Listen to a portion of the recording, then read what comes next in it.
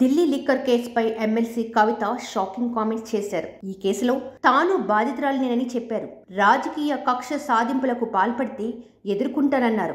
రాజకీయాల్లో సిద్ధాంతాలకు చోటు లేకుండా పోయిందని, ఆదర్శ్ స్కామ్ లో ప్రమేయం ఉన్న అశోక్ చవాన్ కు రాజ్యసభ సీటు ఇచ్చారని భాజపాను ఉద్దేశించి విమర్శించారు.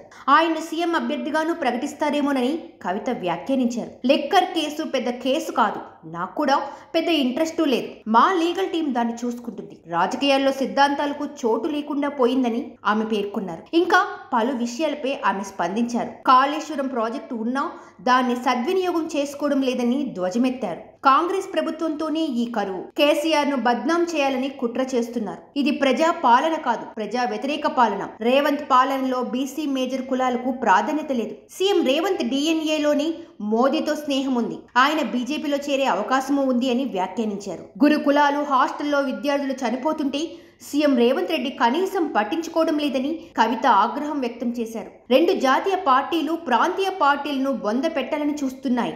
కాంగ్రెస్ బీజేపీ ఎంపీలు ఎన్నడూ తెలంగాణ సమస్యల మీద పార్లమెంట్లో మాట్లాడలేదు.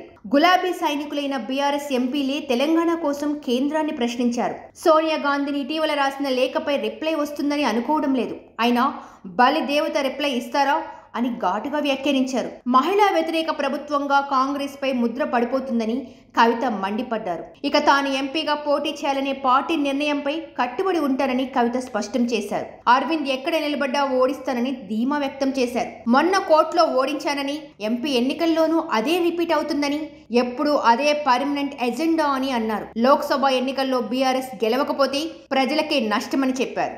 సబ్స్క్రైబ్ చేయండి. Please do subscribe to. Please like, share and subscribe to top Telugu TV. Top Telugu TV.